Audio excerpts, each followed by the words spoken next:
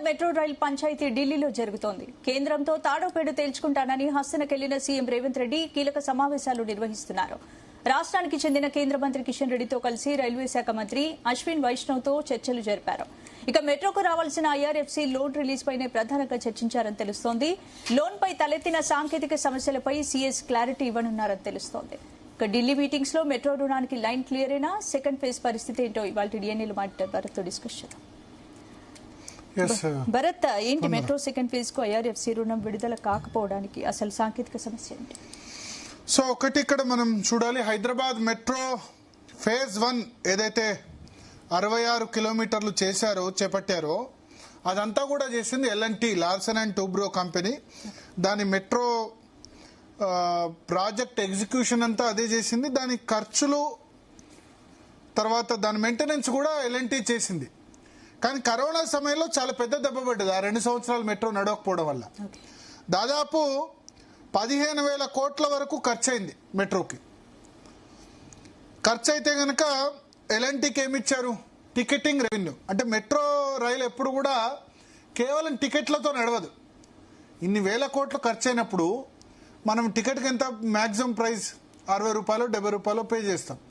రోజుకు 3 లక్షల మంది వెళ్ళినా సరే దానికి మళ్ళీ మెట్రో రైలుకు స్టాఫ్ ఉంటారు కదా.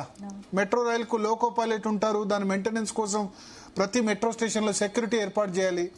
అందుకని ఏం చేశారంటే ఒక ల్యాండ్ బ్యాంక్ ఇచ్చారు. తర్వాత వాళ్ళకి మాల్స్, పంజాగుట్లో కానీ మిగతా చోట్ల మాల్స్ పెట్టుకున్నారు. ఓన్లీ టికెటింగ్ వల్ల లాభంలోకి రాదు ఏ మెట్రో రైలు కూడా. సో L&T ఏం చేసిందంటే ఇంకా మాకు లాభదాయకం లేదు, ఇది ప్రాఫిటబుల్ కాదు ఈ ప్రాజెక్టు, మేము వైదొలుగుతాం అని వాళ్ళు చెప్పిన పరిస్థితి. రెండవది ఏంటంటే ఇది ఫస్ట్ PPP మెట్రో, అంటే public private partnership metro in the country, Hyderabad metro. అంతకుముందు మేటాస్ అనుకున్నారు, బట్ సత్యం కంప్యూటర్స్ కుంభకోణంతో అది క్యాన్సిల్ అయింది. ఇప్పుడు ఢిల్లీ మెట్రో ఉంది. ఢిల్లీ మెట్రో అయింది అర్బన్ డెవలప్మెంట్ మినిస్ట్రీ, కేంద్ర, అక్కడ రాష్ట్ర ప్రభుత్వాల సంయుక్త పార్ట్నర్షిప్. పబ్లిక్ అక్కడ ప్రైవేట్ లేదు. కొన్ని ప్లేసెస్లో పబ్లిక్ ప్రైవేట్ చేశారు, కొన్ని ప్లేసెస్లోనేమో డైరెక్ట్గా రైల్వే మంత్రిత్వ శాఖ, ఆ తర్వాత కేంద్ర రాష్ట్ర ప్రభుత్వాలు ఇట్లా ఉన్నాయి. మన దానిలో రైల్వే మంత్రిత్వ శాఖకి అసలు రోల్ లేదు మన దగ్గర మెట్రోలో. సో ఇప్పుడు సెకండ్ ఫేజ్ మెట్రో ఎక్స్టెండ్ చేయాలంటే కేంద్ర ప్రభుత్వం ఏం చెప్పిందంటే మరి ఫస్ట్ ఫేజ్ L&T చేసింది, సెకండ్ ఫేజు డైరెక్ట్గా రాష్ట్ర ప్రభుత్వం చేస్తే మరి L&T స్టేషన్ల నుంచి కూడా వెళ్ళాలి కదా. ఇప్పుడు ఎగ్జాంపుల్ సెకండ్ ఫేజ్లో ఏం చేశారు, ఫలక్నుమా నుంచి ఎయిర్పోర్ట్ పెట్టారు కదా, అట్లాగే రాయదుర్గం నుంచి ఇంకో ప్లేస్ పెట్టారు అనుకుందాం. ఈ ఫలక్నుమా నుంచి ఎయిర్పోర్ట్ వెళ్ళేటప్పుడు ఒకళ్ళు మధ్యలో ఫలక్నుమా కాకుండా అమీర్పేట నుంచి ఎయిర్పోర్ట్ వెళ్ళారు అనుకుందాం. అమీర్పేట నుంచి ఫలక్నుమా పోయి L&T దానిలో ట్రావెల్ చేయాలి, L&T మెట్రో అది. ఈ కొత్తగా చేపట్టబోయే మెట్రో రాష్ట్ర ప్రభుత్వం. మరి ఇదేమో L&T ఉంది, అదేమో ఉంది. దీని ట్రావెల్ చేసేదాన్ని, దీని ఖర్చులు, షేరింగ్ ఇవన్నీ ప్రాబ్లం అవుతాయని చెప్పి కేంద్ర ప్రభుత్వం ఏం చెప్పిందంటే అయితే సెకండ్ ఫేజ్ L&Tతో అన్నా కన్స్ట్రక్ట్ చేయించుకోండి, లేదా L&Tని వాళ్ళు పూర్తిగా బాధ్యతల నుంచైనా తప్పుకోండి. అప్పుడు L&T ఏం చెప్పిందంటే మేము సెకండ్ ఫేజ్ మెట్రో కన్స్ట్రక్షన్ మీద ఇంట్రెస్ట్ లేము, ఫస్ట్ ఫేజ్ మెట్రోనే మాకు చాలా నష్టం వస్తుంది, కాబట్టి మా డబ్బులు మాకు ఇచ్చేస్తే మేము వెళ్ళిపోతాం, అంటే మా స్టేక్ మొత్తం సేల్ చేస్తాం. దీనిలో ఈ మెట్రోలో రాష్ట్ర ప్రభుత్వానికి కూడా వాటా ఉంది, 18% దాకా. కేంద్ర ప్రభుత్వం కొంత 18% సాయం చేసింది, అట్లాగే రాష్ట్ర ప్రభుత్వానికి కొంత వాటా అన్నది ఉంది. So L&T Hyderabad metro rail limited అని దీనికి పేరు పెట్టారు. సో ఓవరాల్గా ఈ 100% స్టేక్ అన్నిటి కూడా L&T అమ్మేసింది. ఎవరికి? రాష్ట్ర ప్రభుత్వానికి అమ్మేసింది. సో 100% ఇప్పుడు ఈ L&T స్టేక్ అంతా కూడా రాష్ట్ర ప్రభుత్వానికి వచ్చేసింది. ఇప్పుడు రాష్ట్ర ప్రభుత్వం కొత్తగా ఈ మెట్రోని నిర్మించబోతుంది. అయితే దీనికోసం ఏం చేశారు, ఈ 100% సంబంధించి ఏదైతే ఉందో 13,527 కోట్ల రూపాయలు అగ్రిమెంట్ జరిగింది. ఎవరి మధ్య? ఇండియన్ రైల్వే ఫైనాన్స్ కార్పొరేషన్ 13,527 కోట్ల లోన్ రాష్ట్ర ప్రభుత్వానికి ఇవ్వడానికి అంగీకరించింది. దీన్ని ఏం చేస్తారు, ఈ లోన్ను తీసుకొచ్చి ఈ అమౌంట్ తీసుకొచ్చి ఎల్ఎన్టీకి ఇచ్చేస్తారు. దీనికోసం 7% రేట్ ఆఫ్ ఇంట్రెస్ట్తో రుణం ఇచ్చేందుకు ఇండియన్ రైల్వే ఫైనాన్స్ కార్పొరేషన్, అంటే భారతదేశానికి సంబంధించిన రైల్వే మినిస్ట్రీలో ఇది ఒక అంతర్భాగం ఐఆర్ఎఫ్సి అన్నది. ఇదంటే రైల్వే ప్రాజెక్ట్స్కు లోన్స్ ఇస్తూ ఉంటుంది తక్కువ రేట్ ఆఫ్ ఇంట్రెస్ట్. ఇప్పుడు హైదరాబాద్ మెట్రో తీసుకున్న రుణాలు 10.5% వరకు ఉన్నాయి రేట్ ఆఫ్ ఇంట్రెస్ట్. మన హోమ్ లోన్ జనరల్గా ఇప్పుడు బయట హోమ్ లోన్ 7.5% దొరుకుతుంది, 7.45. అట్లాగే మీకు కార్ లోన్ అనుకోండి 9.15 దొరుకుతుంది. పర్సనల్ లోన్ అంటే కొంచెం ఎక్కువ ఉంటుంది. సో రేట్ ఆఫ్ ఇంట్రెస్ట్ 10.5 ఉంది కదా, ఐఆర్ఎఫ్సి అయితే చాలా తక్కువ లోన్ దొరుకుతుందని రాష్ట్ర ప్రభుత్వం తీసుకుంది. తీసుకొని ఎంఓయు మెమొరాండమ్ ఆఫ్ అండర్స్టాండింగ్ మీద సైన్ కూడా చేశారు. చేసిన తర్వాత ప్రాబ్లం ఏమొచ్చిందంటే ఒక కండిషన్ పెట్టింది రైల్వే మినిస్ట్రీ, తర్వాత అర్బన్ డెవలప్మెంట్ మినిస్ట్రీ. ఈ మెట్రోలన్నీ కూడా ఎవరి కిందికి వస్తాయంటే అర్బన్ డెవలప్మెంట్ మినిస్ట్రీ, పట్టణాభివృద్ధి మంత్రిత్వ శాఖ కిందకి వస్తాయి. పట్టణాభివృద్ధి మంత్రిత్వ శాఖ ఏమని చెప్తుందంటే, కేంద్ర ప్రభుత్వం ఏం చెప్తుందంటే, ఈ మెట్రో రైలుకు సంబంధించిన ఏదైతే రుణం తీసుకున్నారో 13,527 కోట్ల రుణాలు ఏవైతే తీసుకున్నారో దీన్ని ఎట్లా కట్టాలి, మళ్ళా కట్టడం ఎట్లా. సో రాష్ట్ర ప్రభుత్వం ఏమో టికెట్ ప్రైజు ఇతర ఆదాయం వస్తుంది కదా, దాంతో కడతామని చెప్పారు. అయితే ఇక్కడ కేంద్ర ప్రభుత్వం ఏమంటుందంటే, మీరు టికెట్ ప్రైజ్లో వచ్చిన రెవెన్యూని ఫస్ట్ మెట్రో ఆపరేషన్కు పెట్టండి. మెట్రో ఆపరేషన్ కంటే మెట్రో రైల్లో ఎంప్లాయీస్ ఉంటారు కదా, మెట్రోలో చాలామంది ఎంప్లాయీస్ ఉంటారు కదా, ఎంప్లాయీస్ జీతాలకి, తర్వాత దానికి అయ్యే ఖర్చులు కూడా ఉంటాయి కదా, విద్యుదీకరణ, power, metro stations maintenance, security, ప్రతి మెట్రో స్టేషన్లో సెక్యూరిటీ ఉంటారు. ఇవన్నిటికీ ఫస్ట్ ఖర్చు పెట్టాలి. ఆ తర్వాత సెకండ్ ఆప్షన్, దాని తర్వాత మాత్రమే ఈ లోన్ కట్టడానికి ఉపయోగించండి అని చెప్పి కండిషన్ పెట్టింది కేంద్ర ప్రభుత్వం. కానీ రాష్ట్ర ప్రభుత్వం ఏమంటుంది, ముందు మేము రుణాలు చెల్లించడానికి ఖర్చు పెడతాం దీన్ని, ఆ తర్వాత ఆపరేషన్ కూడా చేస్తాం. కేంద్ర ప్రభుత్వం ఇప్పటికీ తన వాటా నిధులు సిద్ధం చేసిందా? తెలంగాణ ప్రభుత్వ వాటా నిధులు 1,500 కోట్ల ఎంతనో ఉన్నాయి. అది కాకుండా మిగతా అంతా కూడా దాన్ని తీసుకొచ్చి లోనే ఎక్కువ ఉంది. 13,527 కోట్ల లోను తీసుకొచ్చి ఎల్ఎన్టీకి పే చేసి రాష్ట్ర ప్రభుత్వం ఆ స్టేక్ తీసుకుంటుంది. అంటే ఎల్ఎన్టీ మొత్తం ఇంకా ప్రాజెక్ట్ నుంచి వైదొలుగుతుంది. సో దట్ ఫేజ్ 2కు క్లియర్ అవుతుంది. అయితే ఐఆర్ఎఫ్సి తక్కువ రేట్ ఆఫ్ ఇంట్రెస్ట్కే లోన్స్ ఇస్తుంది, దాదాపు 6%, 7% రేట్ ఆఫ్ ఇంట్రెస్టే ఇస్తుంది. సో ఇక్కడ వచ్చిన సమస్య ఏంటంటే, కేంద్ర ప్రభుత్వం ఏంటంటే, మొత్తం మీరు కట్టబోయే సంబంధించిన టికెటింగ్ రెవెన్యూలో కానీ మిగతా వాటిలో కానీ ఫస్ట్ మెట్రో రైల్ ఆపరేషన్ కట్టండి. ఎందుకంటే ఏం చేస్తారంటే, కొన్ని సందర్భాలు ఇప్పుడు లిఫ్ట్ ఇరిగేషన్ స్కీమ్స్ ఉన్నాయి, పవర్ విద్యుత్ ఒప్పందాలు లిఫ్ట్ ఇరిగేషన్ చేసుకున్నారు.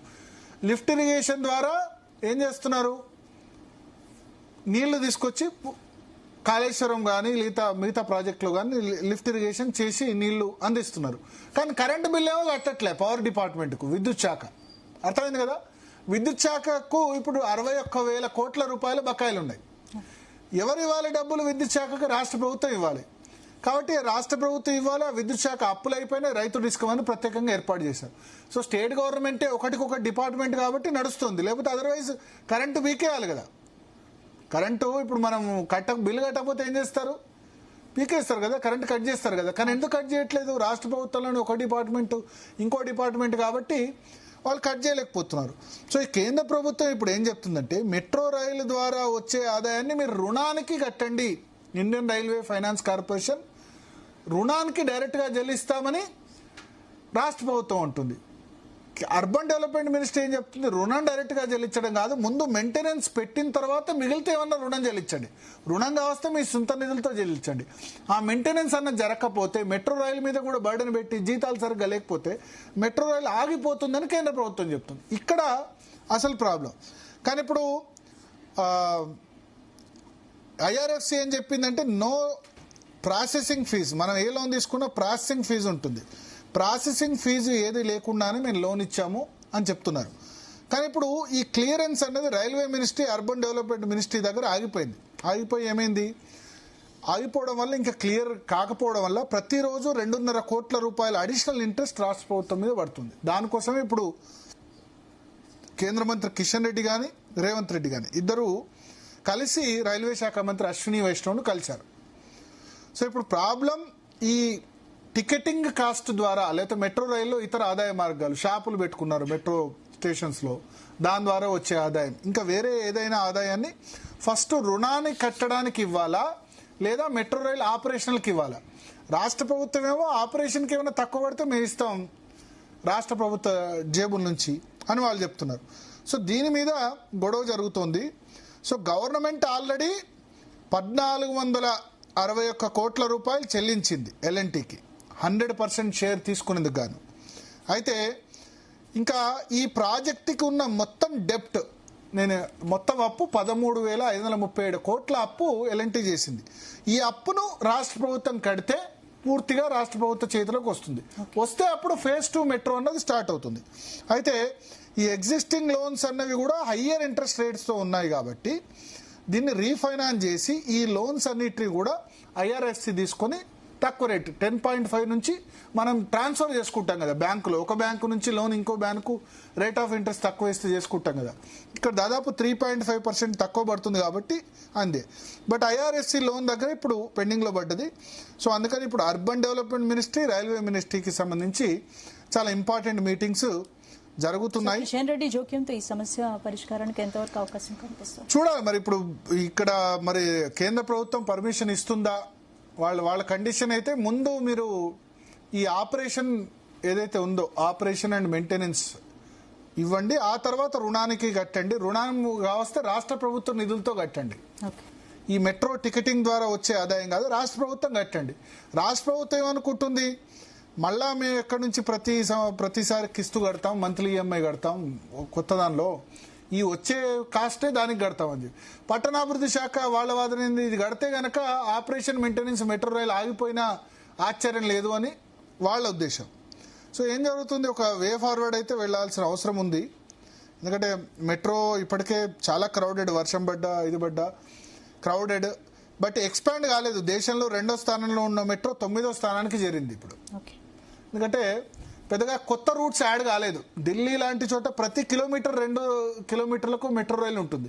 మన దగ్గర 10-15 కిలోమీటర్లు ట్రావెల్ చేసినా మెట్రో రైలు ఉండని పరిస్థితి, అంతే కదా.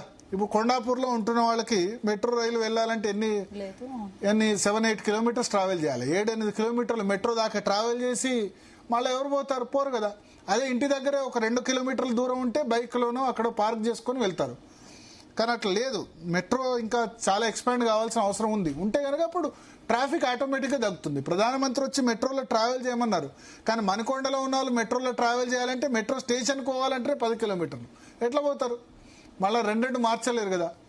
సో ఆ ఇబ్బంది ఉంది. సో ఇదంతా కూడా ఒకదానికోటి ముడిపడి ఉన్నాయి. మాట్లాడదాం. మనతో పాటు కృష్ణతేజ గారు కాంగ్రెస్ పార్టీ నుంచి జాయిన్ అవుతున్నారు, అడ్వకేట్ శరత్ గారు ఉన్నారు, అదేవిధంగా బీజేపీ నుంచి పోరెడ్డి కిషోర్ బాబు గారు కూడా జాయిన్ అవుతారు. ముందుగా శరత్ గారు, సో మొత్తానికి కిషన్ రెడ్డి, రేవంత్ రెడ్డి ఇద్దరు కలిసి అశ్విని వైష్ణవ్ను కలిశారు. కేంద్ర రాష్ట్ర ప్రభుత్వాలు రెండు ఎవరి వాదన వాళ్ళు వినిపిస్తారు.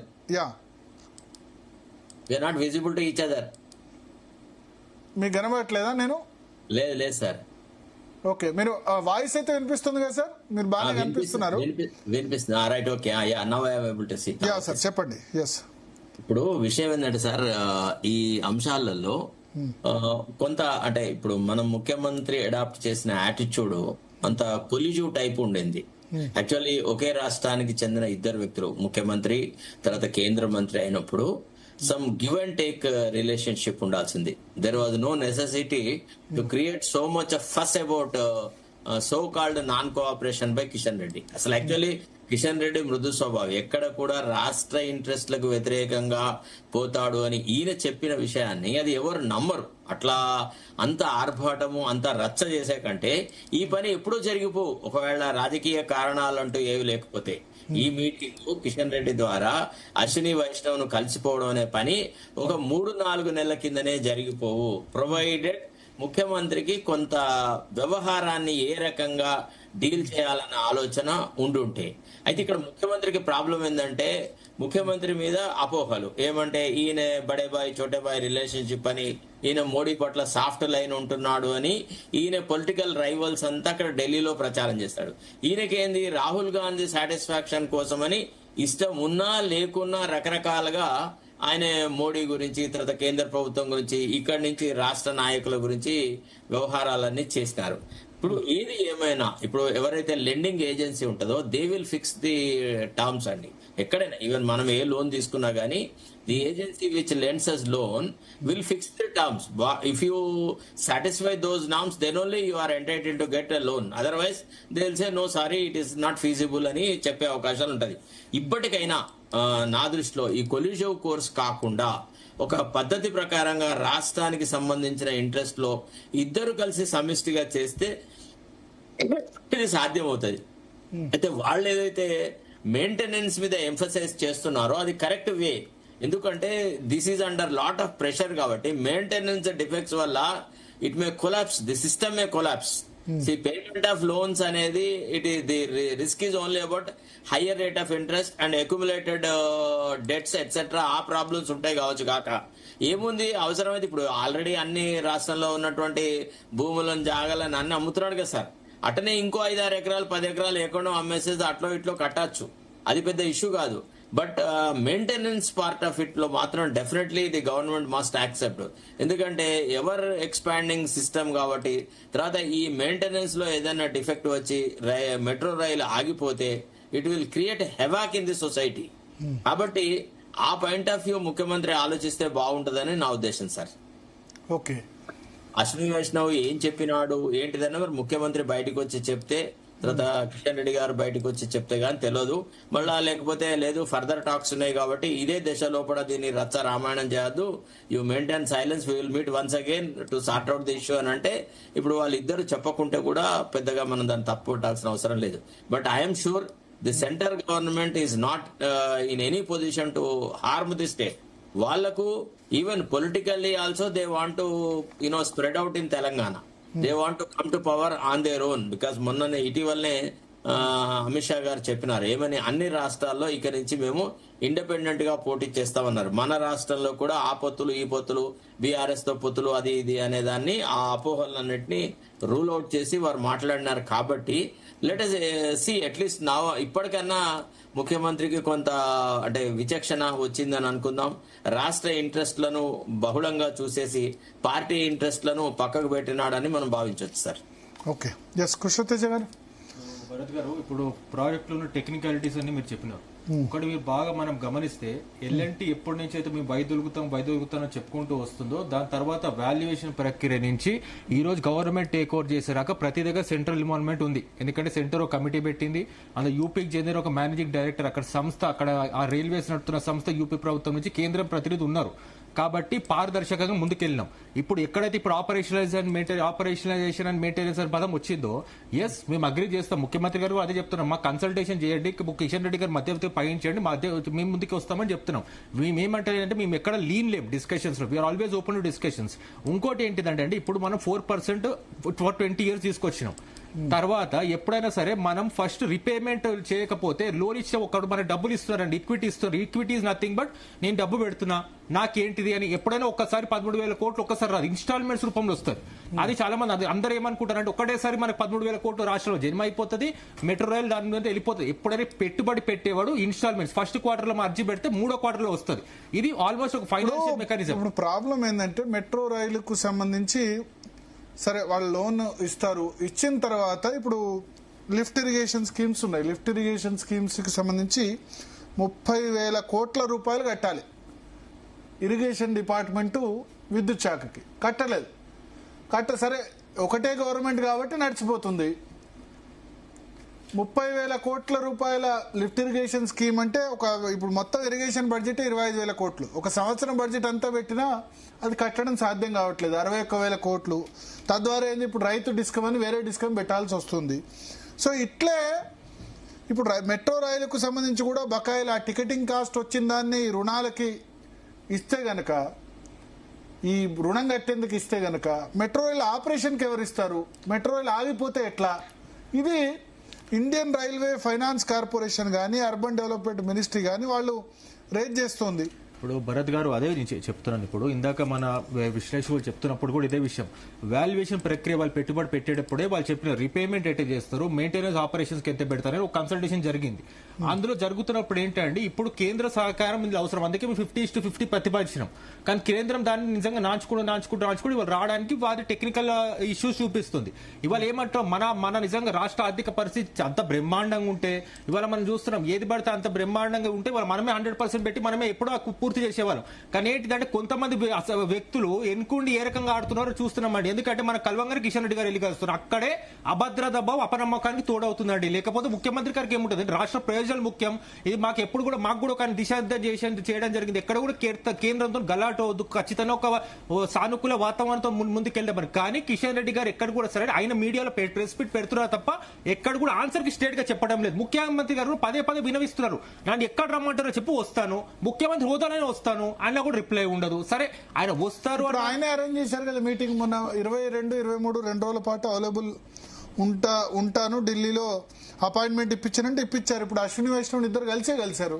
అది ఇప్పుడు జరుగుతుంది. ఇప్పుడు దేశంలో అవుట్కమ్ రానియండి, అదే ఇప్పుడు మనం అందరూ వెయిటింగ్ కదండి. అవుట్కమ్ రాగా డెఫినెట్లీ మెట్రో శాంక్షన్ అయితే డెఫినెట్లీ మేము కూడా కేంద్ర సహకారం నిజంగా ఉంటే స్వాగతిస్తాం కదండి. ఇప్పుడు మనకు వచ్చిన డిఫికల్టీ ఎక్కడ ఉందంటే ఏ రకంగా అయినా సరే ఈ రోజు ఒకవేళ ఎల్ఎన్టీ మెట్రో ఫేజ్ 2 ఒకవేళ పూర్తి అవుతే 73.5 కిలోమీటర్లు నిజంగా ఆపరేషనైజ్ అవుతుందండి. ఇంప్లిమెంట్ అయితే దేశంలోనే మొత్తం ఎక్కడ లేనంత పెద్ద మెట్రో మన హైదరాబాద్ లో ఉంటుంది. ఇప్పుడు మీరు అన్నారు కదా 2nd నుంచి 9th పొజిషన్ వెళ్ళిందని, అప్పుడు దేశంలో అగ్రభాగంగా ఉంటది. ఇంకోటి మల్కాజ్గిరి, చేవెళ్ళ, సికింద్రాబాద్ పార్షియలీ, ఇంకా ఓల్డ్ సిటీ పార్షియలీ, మొత్తం బీజేపీ ప్రాబల్యం ఎక్కడెక్కడ ఉందో బీజేపీకి అక్కడ గణాంకాలు కూడా లేకుండా పోతుంది. ఇంకా వాళ్ళ బీ టీం ఒకటి ఉంది బీఆర్ఎస్, ఇవాళ రేపు నిజంగా ఎప్పుడు విలీనం కావాలని చూస్తున్న పార్టీ, దాని ఎమ్మెల్యేలు పూర్తిగా వన్ సైడ్ గా ఎక్కడ పార్టీ చేయి జారిపోతారా అని వెనక ఉండి ఒకరు ముందు ఒకరు బీ టీం లాగా ఆడుతున్నారండి. ఎందుకంటే మేము ఎక్కడ చూడండి వాళ్ళని రమ్మంటున్నాము, వినవిస్తున్నాము, వాళ్ళు దాని రాజకీయ రమ్ము పులుపుతున్నారు. కాబట్టి మళ్ళీ మేము చెప్పడం ఒక్కటే, ఈ రోజు ఇది పూర్తి అవుతే బీజేపీ మనుగడ రాష్ట్రంలో ప్రశ్నార్థకం అవుతుంది, బీఆర్ఎస్ విలీనం అయిపోతుంది. ఇదే మా దీనికి హ్యాష్ ట్యాగ్ అండి. డెఫినెట్లీ కాకూడదంటే మెట్రో 2.5 ఏళ్ళు అయింది, మీరు ఒక్క ఇంచు కూడా కదలలేదు మెట్రో. 2.5 years అయింది పవర్ లోకి వచ్చి. ఇప్పుడు మనం పవర్ లోకి వచ్చింది డిసెంబర్ 2023. ఒక్క నిమిషం సార్. దాని తర్వాత ఎల్ఎన్టీ మనం పవర్ లోకి వచ్చిన ఒక 6 months తర్వాత ఎల్ఎన్టీ ప్రాజెక్ట్ మాకు ఫీజిబుల్ కాదు అని వాళ్ళ ఆస్తులు ఎందుకన్నారు? 2009 అంటే మీరు తీసుకుపోయి వాళ్ళ ఉన్నతాధికారిని జైల్లో వేస్తామంటే వాళ్ళు ఎందుకు ఉంటారు? ఏమవసరం? వాళ్ళు 2009 ప్రాజెక్టు 2017 వరకు నడిచింది. తర్వాత 2020కి మొదలైంది. ప్రాజెక్టు పూర్తయిన తర్వాత 2 సంవత్సరాలతో మొదలు పెట్టినారు. ఆ రోజు ఎందుకు మొదలు పెట్టినారు? ఆ ఒక ప్రభుత్వాలు ఏం చేసినాయి, వాళ్ళు దాన్ని అప్పుల పాలకు నెట్టేసి వాళ్ళు నిజంగా మాకు అఫిడవిట్ రూపంలో డెఫినెట్లీ పబ్లిక్ పారదర్శకంగా నెట్లో ఉందండి, మాకు ఇంత లాసెస్ వస్తున్నాయి, మీరు అన్నట్టు ఇప్పుడు మాల్స్ లాంటివి నడిపినా ల్యాండ్స్ ఆక్షన్ చేసినా మాకు ఆ లాసెస్ తీరటం లేదు, మాకు నిజంగా వేరే ఒక ఆల్టర్నేటివ్ మెకానిజం కావాలి, ఈ రేట్ ఆఫ్ ఇంట్రెస్ట్ వర్కౌట్ కాదు, మేము వైదొలుగుతామని వాళ్ళు చెప్తేనే అక్కడి నుంచి ఈ సంస్థ డెఫినెట్లీ వైదొలుగుతుంది. ప్రభుత్వం దాని ముందుకొచ్చి అదే ఐఆర్ఎఫ్సి ద్వారా నిజంగా ఒక middle man, IRFC nothing but middle man ద్వారా జపనీస్ నుంచి లోన్ అడ్జస్ట్ చేసుకుని ప్రభుత్వం మధ్యవర్తి వహించి వాళ్ళ నిజంగా మంచి వాతావరణం పంపించి మెట్రో ఫేజ్ 1 ప్రభుత్వం టేక్ ఓవర్ చేసి మెట్రో ఫేజ్ 2 కూడా పునరావృతం చేసి జాతికి అంకితం చేయాలి. తెలంగాణ జాతికి ప్రజలు ఇబ్బంది పడకూడదు, ఢిల్లీని క్రాస్ కావాలా, ఈ ట్రాఫిక్ జామ్స్ కి నిజంగా శాశ్వత పరిష్కారం చేయాలని మా ముఖ్యమంత్రి గారు కంకణం కట్టుకున్నారు. అది జీర్ణించలేకనే ఈ బీఆర్ఎస్ ఎప్పుడో రేపో విలీనం కాకపోతున్నారు. బీఆర్ఎస్ కిషన్ రెడ్డి గారి రూపంలో ముందు పెట్టి ఆడుతున్న నథింగ్ బట్ గేమ్. ఎందుకంటే వాల్యుయేషన్ అప్పుడు ఎవరు మాట్లాడరు, కేంద్ర ప్రతినిధులు ఉన్నప్పుడు అల్టిమేట్లీ మొత్తం 13,000 రూపాయలు నిజంగా శాంక్షన్ అయ్యాయి. లాస్ట్ తేదీ రాక ఎవరు మాట్లాడరు. లాస్ట్ తేదీ ఇప్పుడు గారు చెప్పంగానే అప్పుడు ఒక టెక్నికల్ పాయింట్ అయిన పదం ముందు పెడతారు కిషన్ రెడ్డి గారు. ఆ రోజు నాకు ఏం జరిగిందంటే మరి కేంద్ర మంత్రి హోదాలో మాట్లాడాలి కదా, ఎందుకు మాట్లాడారు? మరి బండి సంజయ్ గారు ఎపిసోడ్ ఆయన కేంద్ర సహాయ మంత్రిగా ఉన్నారు. ఆయన 2021 జిహెచ్ఎంసీ జరిగినప్పుడు ఈ జిహెచ్ఎంసీ లో బీజేపీ నిజంగా జెండా ఎగరేస్తే నా భుజ సంతాల మీద సిటీ వేసుకుంటారు. ఏంటి బండి సంజయ్ గారు? ఆయన కనీసం ప్రత్యక్షంగా పరోక్షంగా మాట్లాడుతూ దాఖలా కూడా లేదు. హైదరాబాద్ ఢిల్లీ సమావేశాల తర్వాత మెట్రో ప్రాజెక్ట్ కు ఏమన్నా లైన్ క్లియర్ అయింది అనుకుంటున్నారా? డెఫినెట్లీ మేడం, డెఫినెట్లీ మేమైతే మెట్రో ఫేజ్ 1 అండ్ ఫేజ్ 2 కూడా కేంద్రం సానుకూలంగా స్పందిస్తుందని మేము కృతనిశ్చయంతో ఉన్నాం. సానుకూలంగా స్పందిస్తే డెఫినెట్లీ బీజేపీకి మేము పూలమాలేసి రాష్ట్రానికి వెల్కమ్ చేస్తాం, వాళ్ళని అప్రిషియేట్ చేస్తాం. ఒకవేళ వాళ్ళు అప్రూవ్ చేయకపోతే మాత్రం ప్రజల ముందు రాబోయే జిహెచ్ఎంసీ ఎన్నికల్లో దోషులుగా నిలబెడతాం. అది ఏ రకంగా నిలబెడతాం, ఎట్లా నిలబెడతాం అనేది ముంబై వేదికగా వాళ్ళు చేసిన చర్చలని ముఖ్యమంత్రి గారు బయట పెడతారు. యా, ఉపేందర్ గారు జాయిన్ అయ్యారు బీఆర్ఎస్ నుంచి. ఉపేందర్ గారు నమస్కారం సార్. నమస్కారం ఉపేందర్ గారు. సో మెట్రో రైల్ సంబంధించి సార్ మీరు 2017లో ఫస్ట్ ఫేజ్ కావాలి, 20 అయింది, 3 ఏళ్ళు ఆలస్యం. బట్ 20 తర్వాత 4 ఏళ్ళు, దాదాపు 3 సంవత్సరాల 11 నెలలు, డిసెంబర్ వరకు కూడా ఏం లేదు ఎక్స్పాన్షన్, ఆగిపోయింది అక్కడితోటే ఫస్ట్ ఫేజ్ తర్వాత. ఏదో ఎలక్షన్ ముందు అన్నారు రాయదుర్గము నుంచి ఎయిర్పోర్ట్ అని చెప్పి బిహెచ్ఎల్ లక్డీ కాపులని ఎలక్షన్ ముందు స్టేట్మెంట్ ఇచ్చారు అంతే. ఆ 3 సంవత్సరాలు ఎందుకు ఖాళీగా ఉన్నారో అర్థం కాలేదు. మనం చేసిన వాటిని వ్యతిరేకించడమే ఇప్పుడున్నటువంటి కాంగ్రెస్ పార్టీ యొక్క ప్రధాన ఉద్దేశం. కేసీఆర్ గారు ఏది పెడితే ఏది తీసుకొస్తే దాన్ని వ్యతిరేకించాలి. ఆ రోజు అక్కడ మనకి ఇంటర్నేషనల్ ఎయిర్పోర్ట్ కి సీదా అంతా ల్యాండ్ ఎక్విజిషన్ దాకా వాయా బడ్జెట్ కేటాయించే అదంతా కూడా ముందుకు తీసుకపోతే బ్రహ్మాండంగా ముందుకు పోయేది. దాన్ని కథం పట్టించి మెట్రో లేకుండా చేసే, హైడ్రా చేసే, ఇప్పుడు కూడా రీఫైనాన్స్ పేరుతోటి డబ్బులు రాకముందే వడ్డీ తక్కువైందని చెప్పి అనవసరమైనటువంటి తొందరపాటు చర్యలకు పోతే ఈ రోజు ఏమైంది, ఆ ఫైనాన్స్ కరెక్ట్ లేవట్లేదని చెప్పి రావట్లేదని చెప్పి వడ్డీ పెంచుకుంటా, వడ్డీ కట్టుకుంటా, కేంద్ర ప్రభుత్వంతో సఖ్యత లేదు, అధికారులు సరిగా పనిచేయటం లేదు. ఈ రకమైనటువంటి భేదాభిప్రాయాలతోటి అక్కడ ఉన్నటువంటి 16-18 వేల కోట్ల రూపాయలు ఏదైతే ఆ భూములు ఉన్నాయో ఆ భూములు ఎట్లా చేతిలోకి తీసుకోవాలి, దాన్ని ఆధిపత్యం చేయాలి, లేదా కమర్షియల్ స్పేస్ మీద వాళ్ళ చేతిలో పెట్టుకోవాలని చెప్పేసి ఈ రోజు పూర్తిగా ఆ ప్రైవేట్ కంపెనీ కడుతున్నటువంటి వడ్డీని మొత్తం కూడా ఈ రోజు మన ప్రభుత్వం ప్రజల నెత్తి మీద పడేసి, భారం పడేసి ఈ రోజు అవగాహన రాహిత్యంతో సరైనటువంటి విధానాలు లేక మొత్తం కూడా అస్తవ్యస్తం అయిపోతున్నదండి. ఒక మెట్రోనే కాదు, మిగతా విషయాలు కూడా చూసినప్పుడు అదే పరిస్థితి కనబడతా ఉన్నది. రైతాంగానికి యూరియా యాప్ తీసుకొచ్చి ఇలా అనేక అవస్థలు పెడుతున్నటువంటి రైతుల పరిస్థితులు, రైతులు పంటలు పండిస్తే కనీసం రైతులు పండించిన పంటలు కూడా కొనలేని పరిస్థితులు ఇవాళ అగ్రికల్చర్ ఎక్స్టెన్షన్ ఆఫీసర్. అది వదిలేదు sir. Metro let's restrict metro topic. Metro నేను ఏమంటున్నా సార్, ఇవాళ కేంద్ర ప్రభుత్వం ఎందుకు వాళ్ళు ఒప్పుకోవట్లేదు? ఈయన 70 సార్లు పోయిండు, ఏం చేసిండు, ఏం ఎల్ఎన్టీ తోటి గుంజుకోవాల్సిన అవసరం. మీరు చెప్పినట్టు వింటున్నారంటారు.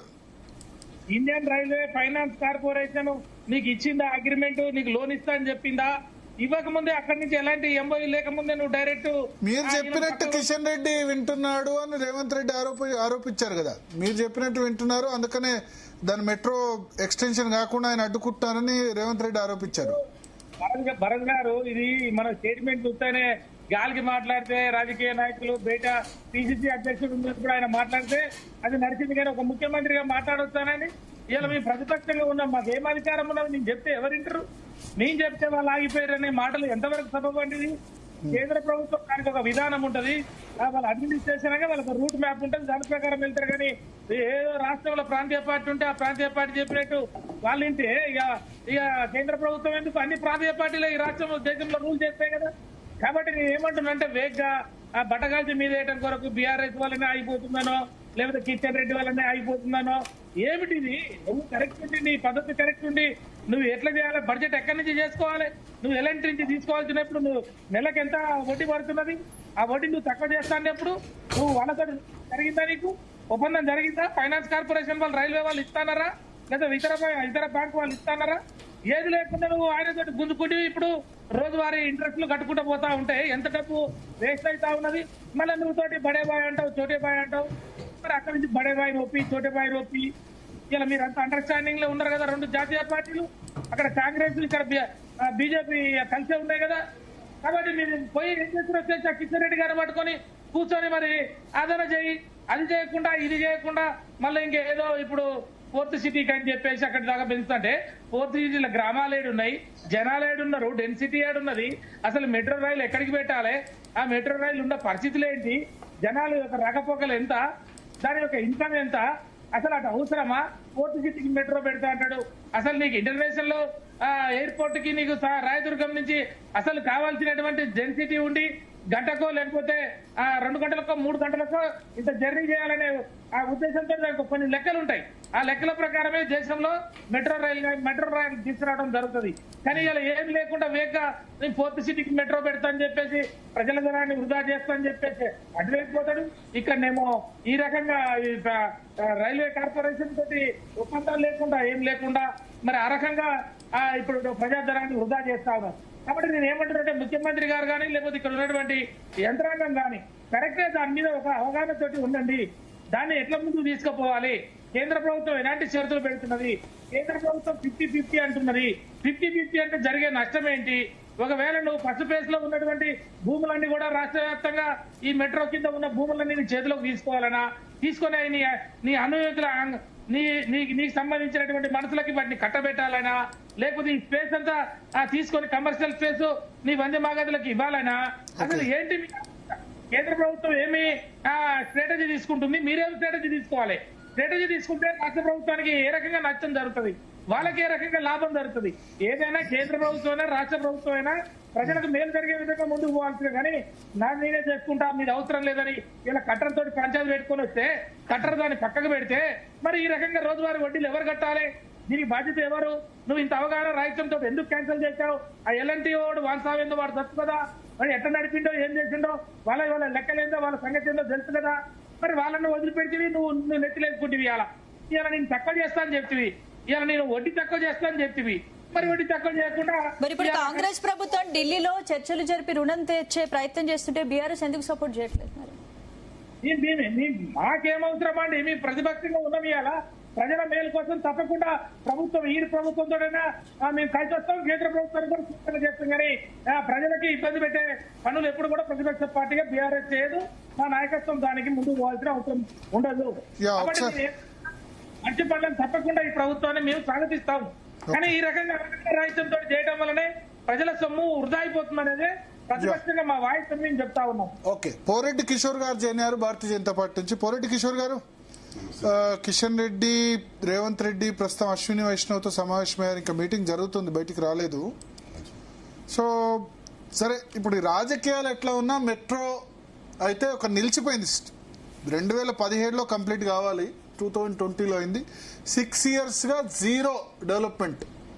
నత్తనడక కాదు, నత్తనడక అసలు స్టార్టే కాలేదు వర్క్.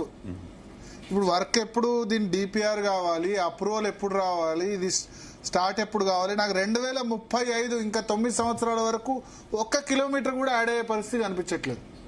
సెకండ్ ప్లేస్లో ఉన్న మెట్రో మీ రాజకీయాల వల్ల, కేంద్రము రాష్ట్రము ఈ రాజకీయాల వల్ల 9వ స్థానానికి పడిపోయిన పరిస్థితి. ఇప్పుడు ఈ మీటింగ్ ఇప్పుడు రేవంత్ రెడ్డి లెటర్ రాస్తే కిషన్ రెడ్డి అరేంజ్ చేశారు. ఐఆర్ఎఫ్సితో ఆల్రెడీ సైన్ చేసిన తర్వాత మీరు ఎందుకు అడ్డుపుల్ల వేస్తున్నారు? ముందుగా సార్ మీకు, అట్లాగే స్పందన గారికి, ప్యానెల్లో ఉన్న పెద్దలందరికీ నమస్కారం. భరత్ గారు, ఇప్పుడు అడ్డుపుల్ల వేయడం అనేది ఏముంది, విషయం ఇంతకుముందు వీరు కూడా చెప్పారు. ఏమని చెప్పారు? మేము వచ్చాము అధికారంలోకి, కాంగ్రెస్ వారు కూడా అధికారంలోకి వచ్చాము, ఇమ్లిబాన్ నుంచి ఫలక్నుమా మీరు కదలలేదు కదా అని చెప్పి మీరు అడిగారు. అడిగితే అవును కదలలేదు, ఎందుకంటే మేము వచ్చిన 3 నెలలకే ఎల్ఎన్టీ వాళ్ళు మేమంతా లాస్లో ఉన్నాము, ఇంకేమి చేసేటట్లుగా లేదు అన్నారు. మీరు అడిగారు మరి జైల్లో పెడతామన్నారు కదా, మరి వాళ్ళు మాత్రం ఎందుకు సహకరిస్తారు అని. సరే, అదంతా పక్కకు పెడితే విషయం ఏంటి అంటే, మెట్రో అయితే ప్రస్తుతానికి లాభాల్లో లేకుండా లాసుల్లో నడుస్తోంది. ప్రైవేట్ కంపెనీ చేయబట్టి ఆ లాసులు మేము భరించలేము అని చెప్పి ఎల్ఎన్టీ వారు అన్నారు. ఎల్ఎన్టీ వారు లాసులు మేము భరించలేము అని అంటే, ఇప్పుడు నిజంగానే వారు ప్రైవేట్ సంస్థ ఉట్టిగానే ఇది చేయలేదు కదా, లాసులు భరిస్తూ పోలేదు కదా. అంటే కాంగ్రెస్ ప్రభుత్వం అనేది సరే మేమే కొనేస్తాం మిమ్మల్ని అన్నారు. రైట్, ఇప్పుడు ఫేజ్ 1 లాసుల్లో ఉంది అనేది అయితే ఎస్టాబ్లిష్డ్ కాదని ఇక్కడ ఎవరన్నా డిస్ప్యూట్ చేస్తున్నారా? లేదు. ఫేజ్ 1లో అప్పుడు ఇది కేంద్రంలో కాంగ్రెస్ ప్రభుత్వం ఉన్న రోజుల్లో శాంక్షన్ అయిన ప్రాజెక్ట్ అది కదా. ఇక్కడ కూడా కాంగ్రెస్ ప్రభుత్వం ఉందనుకుంటాను, మెట్రో. సోనియా గాంధీ గారు, ఇటు వైఎస్ఆర్ గారు. ఆ సమయంలో శాంక్షన్ అయింది. కేంద్రం ఏమిచ్చిందండి? 1300 కోట్లు, 1250 కోట్లు, ఎంతో 12% ప్రాజెక్టులో ఉన్నట్టుగా ఇది వయబిలిటీ గ్యాప్ ఫండింగ్ చేసింది. రైట్, ఏమీ భాగస్వామ్యం ఏమీ తీసుకోలేదు. ఏమీ ఫండింగ్ చేయలేదు. మీరు మొత్తం ఫండింగ్ పెట్టుకుని ప్రైవేట్ కంపెనీ అయిన ఎల్ఎన్టీతో డబ్బులు పెట్టించి పబ్లిక్ ప్రైవేట్ పార్ట్నర్షిప్ లో మీరు ఇచ్చేస్తే అయినా కానీ అది లాసుల్లో ఉంటది అని అంటే, సరే ఆ లాసులు పూడ్చడానికి 1200 కోట్లు అని చెప్పి వయబిలిటీ గ్యాప్ ఫండింగ్ అంటారు, అది ఇచ్చారు. సరే, అది మొదటిది. అంత వాళ్ళు డబ్బులు ఇచ్చినా వీళ్ళు ఆ ఇమ్లిబంటు ఫలక్నుమా కట్టకపోయినా మన రాష్ట్ర ప్రభుత్వం, నేను అనేది అదేమి కాంగ్రెస్ వాళ్ళని అనట్లేదు, బీఆర్ఎస్ వాళ్ళు 10 ఏళ్లు కట్టకపోయినా ఇప్పుడు వాళ్ళకి ఎన్ఓసి రాలేదు. ఎవరికి? బీఆర్ఎస్ వారికి. వారి పై అథారిటీ ఉన్నారు కదా ఓవైసీ గారు నుంచి ఎన్ఓసి రాలేదని చెప్పి ఆ లెగ్గే వదిలేశారు మొత్తం మీద. సరే, అది అయిపోయింది, 12 సంవత్సరాలు అయింది, ఇప్పటికీ లాసుల్లో నడుస్తోంది. ఇప్పుడు ఫేజ్ 2 చేద్దామన్నారు. ఫేజ్ 2 చేద్దాము అంటే ఫేజ్ 2లో మేము ముందుకు వచ్చి 50% మేం చేస్తామండి. 50% ప్రాజెక్ట్ కాస్ట్ 38,000 కోట్లు అన్నారా, 19,000 కోట్లు మేమే పెడతాం. మేము ఇది అంటే మీతో సమానంగా ఖర్చు పెట్టి మాకు కూడా అందులో సమ వాటా ఉంది. కాకపోతే మన రాష్ట్రంలో మీరు చెప్తూ వచ్చారు ఏది, ఇప్పుడు కాళేశ్వరం ఇరిగేషన్, లిఫ్ట్ ఇరిగేషన్వి, అది ఎలక్ట్రిసిటీ డిపార్ట్మెంట్ కి పైసలు కట్టలేదు, ఇదంతా బానే ఉంది. మీరు అంతెందుకండి, గొర్రెల పంపకం ఉంటుందా, దానికి కూడా కార్పొరేషన్ పెట్టి సార్ అది గొర్రెలు కొని ఫ్రీగా పంపకం చేసేదానికి లాభాలు ఎప్పుడన్నా ఆదాయం వస్తుందా? రాదు. దానికి కూడా కార్పొరేషన్ పెట్టి కార్పొరేషన్ పేర్ల మీద అప్పులు తెచ్చారు. ఇప్పుడు ఆ అప్పులు ఎట్లా తీర్చాలి అని అంటే కాళేశ్వరం మీద కూడా మళ్ళీ ఎవరినైనా ఛార్జ్ చేస్తామంటే ఎవరికి ఛార్జీలు లేవు. మరి కాళేశ్వరం మీద 1,00,000 కోట్లు తెచ్చాము, దానికి ఆదాయం ఎట్లా వస్తుందంటే మాట్లాడేవాళ్ళు లేడు. ఇప్పుడు ఆ ఆదాయం ఎట్లా కట్టాలి? వీళ్ళు ఏంటి అంటే బడ్జెట్ లో చూపించకుండా లెక్కలన్నీ కార్పొరేషన్లకు నెట్టేశారు. ఆఫ్ బడ్జెట్ బారోయింగ్స్ అంటారు. ఇప్పుడు ఈ రోజు ఈ మెట్రో కూడా ఇప్పుడు లాసుల్లో ఉంది కదా, ఇప్పుడు మాది సగభాగం ఉంది కదా, మేమైనా కానీ ఇంత బాధ్యత రహితంగా అయితే పనిచేయలేము కదా. మేమేమంటున్నామనంటే దీని ఫైనాన్షియల్ వయబిలిటీ క్రియేట్ చేద్దాం. ఫైనాన్షియల్ వయబిలిటీలో ఏంటి, 2 భాగాలు ఉన్నాయి.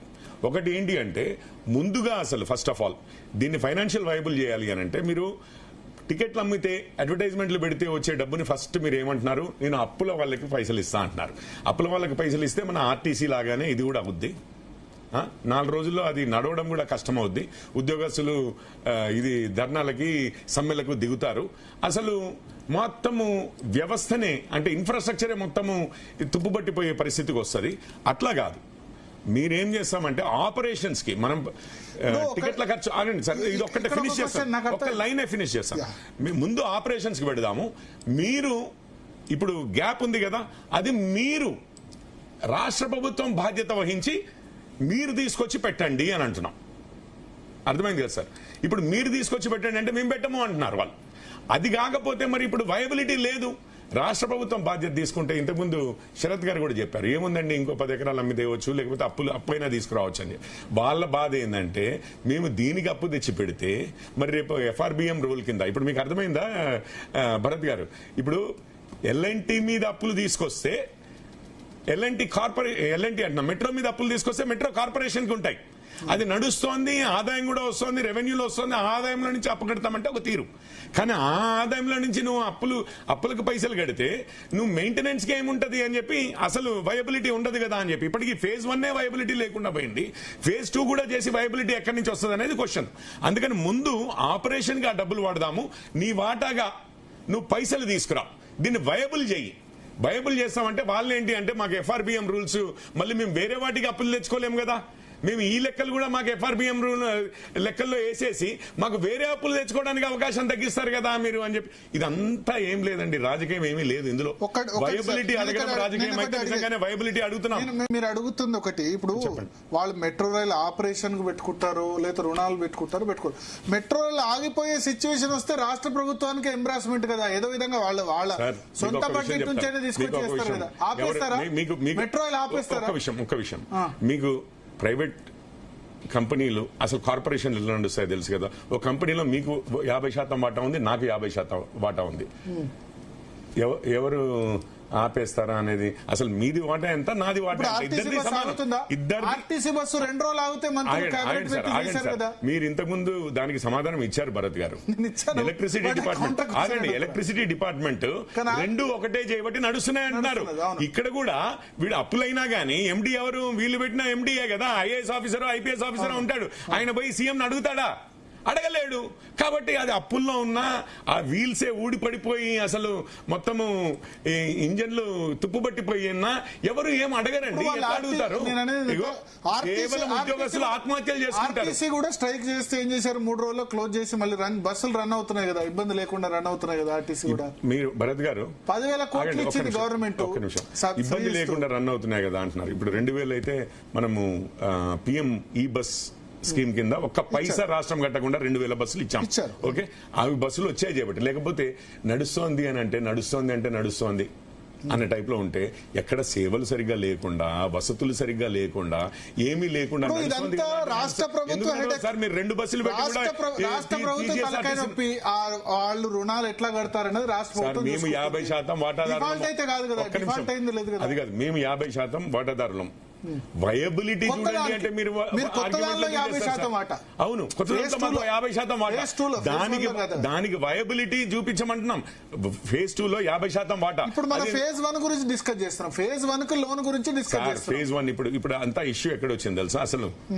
ఇప్పుడు ఫేజ్ 1 కి ఆపరేషనల్ ఇన్కమ్ ఒకటి ఉందండి. ఎలాంటికి ఏమి ఇచ్చారు మీరు? భూములు కూడా ఇచ్చారా లేదా? ఇచ్చారా? ఇచ్చారు. ఓకే, ఇప్పుడు ఆ భూములతోటే ఎలాంటి వాడు నాకు చెల్లట్లేదు, నాకు సరిపోవట్లేదు పైసలు అని అంటున్నాడు. అవునా కాదా చెప్పండి? ఇప్పుడు ఆ భూములని రేవంత్ రెడ్డి గారు అది అమ్మకానికి పెట్టాలి, అందుకని ఎక్స్క్లూడ్ చేస్తున్నారు దాన్ని.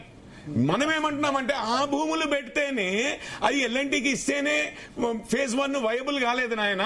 ఇప్పుడు ఆ భూములది కూడా ఆదాయం తీసేసి ఉట్టిగా నువ్వేం పెడతానట్లేదు, ఛార్జీలు కడతారు చూసారా, దాంట్లో నుంచి నేను అప్పులు తీరుస్తా అని చెప్పి నువ్వు అప్పు తెస్తా అంటే అసలు ఫస్ట్ ఫేజే వయబుల్ కాదు అని అంటే దాన్ని ఇంకా అన్వయబుల్ చేసి సెకండ్ ఫేజ్ ని అసలు ఏమాత్రము ఫండింగ్ లేకుండా నేను చేస్తా అంటే ఎక్కడ వయబుల్ అవుతుంది సార్? ఏం సార్ ఇది? మీరు అంటారు పాలిటిక్స్ అంటారు. ఒక్క నిమిషం, ఇది పాలిటిక్స్ కాదు సార్, ప్రజల ఇది విషయము. ఇప్పుడు ఒక్క విషయము నేను ఇంకొక మాట మాట్లాడతాను. మనము సార్ కాళేశ్వరం ఉంది, దాదాపు 1,00,000 కోట్లు, 92,000 కోట్లు ఎంతో ఖర్చు అయినాయి. దానికి వయబిలిటీ గురించి కాంగ్రెస్ వారు అడగలేదా ఎప్పుడైనా? ఈ రోజు గగ్గోలు పెట్టట్లేదా? పైసలన్నీ తీసి అక్కడ పెట్టారు, మేము అప్పులకి వడ్డీలు అసలు కట్టుకుంటూనే అయిపోతోంది, లంక బిందెలు ఉన్నాయన్న చోట మొత్తం ఖాళీ అయిపోయింది అని చెప్పి అనలేదా? సేమ్ ఎగ్జాక్ట్ పరిస్థితి ఇక్కడ పునరావృతం కావద్దు. ఇది తెలంగాణ ప్రజలకి కేంద్ర డబ్బులైనా రాష్ట్ర డబ్బులైనా ప్రజల డబ్బులే కదా. ప్రజల డబ్బులకు ఒక బాధ్యత అనేది ఉంటుంది కదా సార్. దాన్ని డీల్ చేయడం కోసం ఇందులో 2 విషయాలు ఉన్నాయి. ఒకటి ఏంటంటే ఫస్ట్ దాంట్లో ఆ భూములు ఏవైతే ఉన్నాయో ఆ భూములు ఇస్తేనే ఎలాంటి మా వల్ల కాలేదు, ఆ భూముల్ని కమర్షియలైజ్ చేసినా కూడా దాంట్లో వస్తున్న ఆదాయంతో కూడా మేము లాభసాటిగా నడిపించలేకపోతున్నాం, నష్టాల్లో ఉన్నాం, మా కొద్ది బరువు అని అంటే ఇప్పుడు ఆ భూములు కూడా తీసేసి ఫస్ట్ ఫేజ్ ఇప్పుడు నాదే కదా, ఆ భూములు కూడా తీసేసి ఫస్ట్ ఫేజ్ సెకండ్ ఫేజ్ అప్పులతో నేను తీసుకొచ్చి కడతానన్న. ఇప్పుడు అసలు ఏ విధంగా మీకు ఫస్ట్ డే ఆపరేషన్స్ నుంచే మీరు లాసుల్లో ఉంటారు. ఫస్ట్ డే ఆపరేషన్ నుంచే మీరు లాసుల్లో ఉంటారు సార్. ఇప్పుడు అందులో మాకు 50% భాగం ఉంది సెకండ్ ఫేజ్ లో. ఇప్పుడు మాది బాధ్యత ఉంటుందా ఉండదా? మెట్రో సెకండ్ ఫేజ్ కు కేంద్రం కేవలం రుణమే కాకుండా ప్రత్యక్ష ఆర్థిక సాయం చేసే ఆలోచన. మ్యామ్, ఇప్పుడు కేంద్రము, రాష్ట్రాలు ఉన్నాయి, అన్ని రాష్ట్రాలు, దేశం మొత్తంలో కూడా మెట్రోలు, దేశం మొత్తం కూడా మెట్రోలు. ఇప్పుడు భరత్ గారే చెప్తూ వచ్చారు, మనకి 2వ స్థానంలో ఉన్నది 9వ స్థానంకి వెళ్ళారో ఏదో చెప్పారు, ఇప్పుడు నెంబర్ 7తో 9తో చెప్పారు సార్. ఇది ఒక సస్టైనబుల్ మోడల్ ఉంటే రేపు దేశంలో ఎన్ని సిటీస్కి అవసరము, ఈవెన్ హైదరాబాద్కే అవసరము మెట్రో ఇదే కాదు, రైలే కాదండి, మన రింగ్ రోడ్ చుట్టూ, ఏది అవుటర్ రింగ్ రోడ్ కాకుండా రీజనల్ రింగ్ రోడ్ చుట్టూ రీజనల్ రైల్ కూడా తీసుకొస్తామంటున్నాం.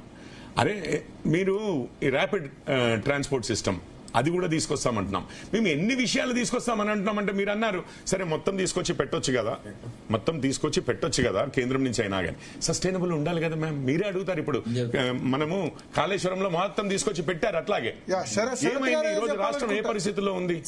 శరత్ గారు చెప్పాలనుకుంటారు అప్పటి నుంచి చెప్పండి.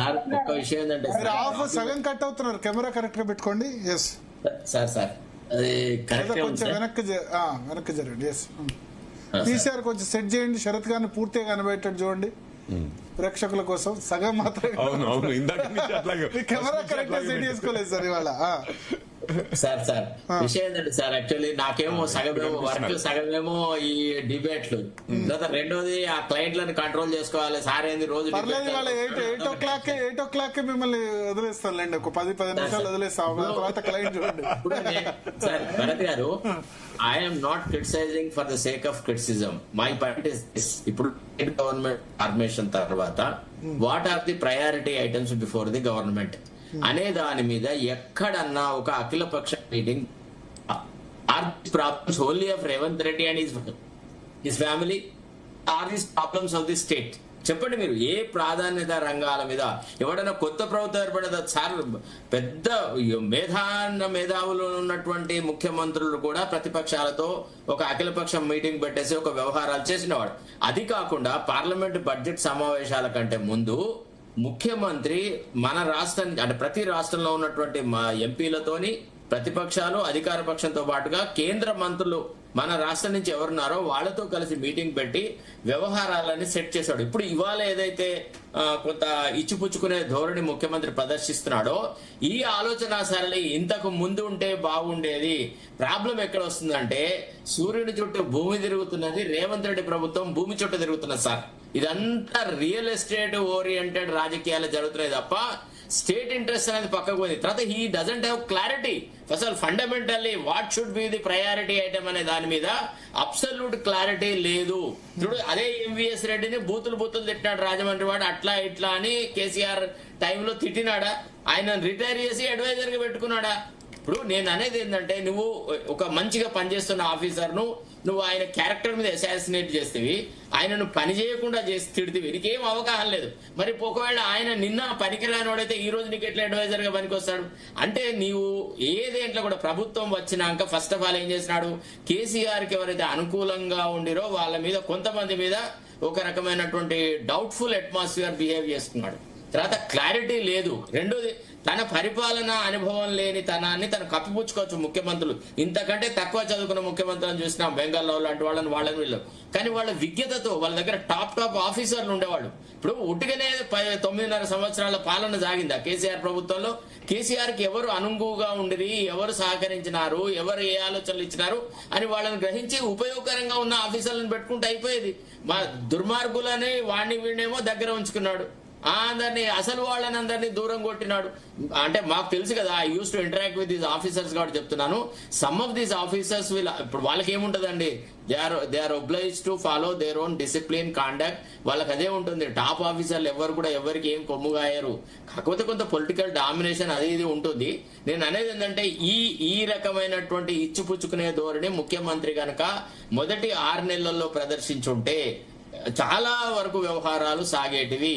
తర్వాత బ్లాక్మెయిల్ చేయబడ్డది. L&T is literally blackmailed by the government.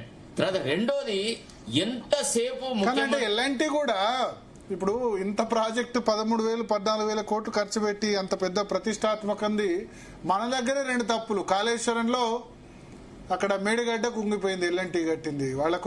వాళ్ళ దృష్టిలో మచ్చనే కదా. మన దేశమే కాదు, దుబాయ్ లో మిగతా చోట్ల కూడా ప్రాజెక్ట్స్ ప్రపంచ దేశాల్లో చేసే ప్రాజెక్టులు చేస్తుంది. రెండోది, ఇక్కడ అర్ధాంతరంగా వెళ్ళిపోవడం, మధ్యలో వెళ్ళిపోవడం. ఎందుకు మన రాష్ట్రంలో జరుగుతుంది? L&T అంటే ఇప్పుడు పబ్లిక్ షేర్ హోల్డర్స్, దానికేం ప్రైవేట్ ప్రాపర్టీ కాదు. చాలా మంచి పేరుంది. ఎందుకు మన రాష్ట్రంలో ఫెయిల్ అవుతుంది? పొలిటికల్ ఫోర్సైట్ లేకపోతే ఇట్లనే జరుగుతుంది. మీరు కనుక L&T మీద ఏదన్నా మాట్లాడాలంటే, ఫలానా స్టేట్ లో L&T ప్రాజెక్ట్ ఫెయిల్ అయింది, ఫలానా చోట L&T project L&T company did not maintain అని అంటే, మీరు you can accuse somebody. Their performance is absolute already. They have express their difficulties. అయ్యా ఈ రకంగా లాసులు నడుస్తున్నాయి, you also share, you also cooperate with అన్నాడు. ఇతనికి అట్లా కాదు కదా. ఇతను ఏమనుకున్నాడు, ఇక్కడ ఏదో మంచి హాయిగా లంక బిందెల వ్యవహారం అనే ఆలోచనలో వచ్చాడు.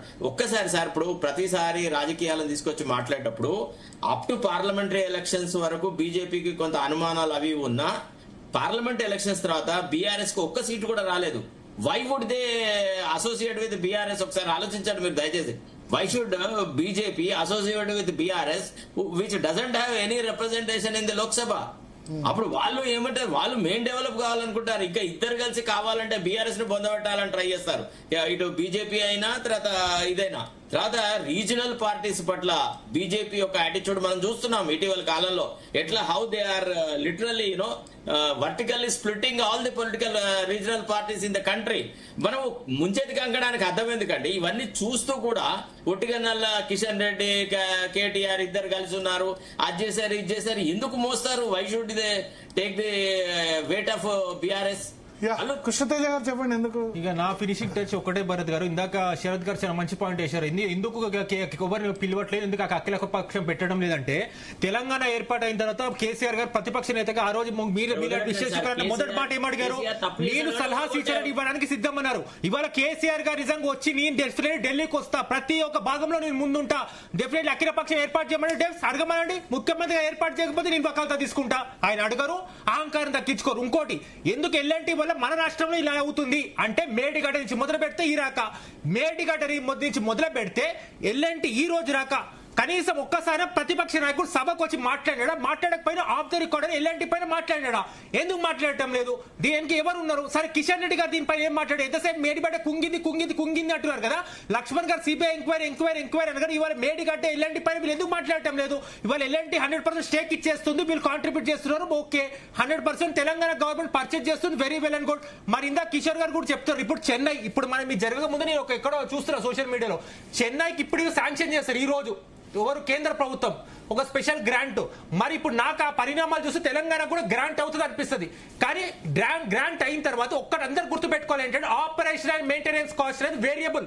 ఆర్టీసీ ఉదతమే తీసుకుందాం, ఆపరేషన్ అండ్ మెయింటెనెన్స్ కాస్ట్ అనేది ఎప్పుడు స్టాటిక్ గా ఉండదండి. ఎందుకంటే యూనియన్స్ వస్తాయి, ఇంకోటి మార్కెట్ ఇన్ఫ్లేషన్ గురవుతుంది, రకరకాల కారణాల దృష్ట్యా మనకి ఇచ్చేవాడు ఊరుకోడు. ముందు ఆపరేషన్ అండ్ మెయింటెనెన్స్ కడతా, మీ పేమెంట్ ఆపమని చెప్తే అది ఒక టెక్నికల్ బేసిక్, ఒక కన్స్ట్రక్టివ్ క్రిటిసిజం చేసేవాళ్ళు, ప్రజల గురించి ఆలోచించే వాళ్ళు అది ఆలోచించి మాట్లాడారు భరత్ గారు. అంతేగాని ఏదో బట్టగాల్సి మీదేసేస్తా అంటే మన చేతిలో ఉన్నది చేద్దాం.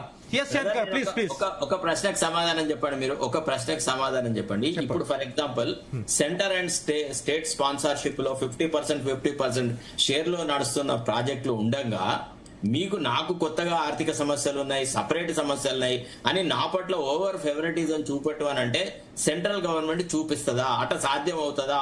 మిగతా స్టేట్లను ఇగ్నోర్ చేసేసి. నేను మీకు ఒక చిన్న ఎగ్జాంపుల్ చెప్తాను. NKP Salve was the finance commission chairman. అప్పుడు NT Ramarao has started the 2 rupees rice kg program. So we were in need of funds. It was taking a lion's share in our income. At that time, NT Ramarao requested the central government to fund this 2 rupees rice scheme program అని. ఆ తర్వాత ఎన్కేపీ సాల్వే వాళ్ళు ఇక్కడ state కి వచ్చినప్పుడు I asked Mr. Salve, why are you not cooperating with the state? It is a laudable and most useful project for the poorer sections of the society. అని అడిగితే ఆయన ఒక మాట అన్నాడు, if I show partiality, if I fund this particular scheme, similar schemes will be started by other states. Where do I go? How much money can I provide to states? Moreover, ఈ responsibility మీరు own గా తీసుకున్నారు. మీరు మీ own గా మీరు ప్రాజెక్టులు design చేసుకుంటారు, programmes design చేసుకుంటారు, అన్ని మేం చేస్తామంటారు. ఓట్లు మీకు ఆ పర్టికులర్ స్కీమ్ మీద కావాలి, మీరు మ్యాండేట్ తెచ్చుకుంటారు. మ్యాండేట్ వచ్చిన తెల్లారి నుంచి నువ్వు కేంద్రం భరించాలనంటే అది సాధ్యం కాదు. Ours is a federal state. There is something called national development council అనేది ఒకటి ఉంది. అక్కడ రాష్ట్రాల ముఖ్యమంత్రులు అల్లరి చేస్తారని అన్నాడు.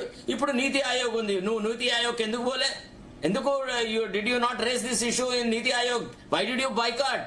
ఇది ఎక్కడైనా ఉందా అండి? మీరు అసలు actually you don't have pragmatic outlook, you don't know how to deal with the issue, you are absolutely confuse. మీరు ఒక్కటి నాకు విషయం చెప్పండి, స్టేట్ లో ఒక్కసారి కేసీఆర్ తప్పు చేసినాడు, కేసీఆర్ ప్రతిపక్ష నాయకులతో మీటింగ్లు కలపలేదు, అఖిలపక్షం పెట్టలేదు అంటే ఆయనకు మీకు తేడా ఏముంది? మీరు అదే ఫాలో అవుతున్నారు కదా.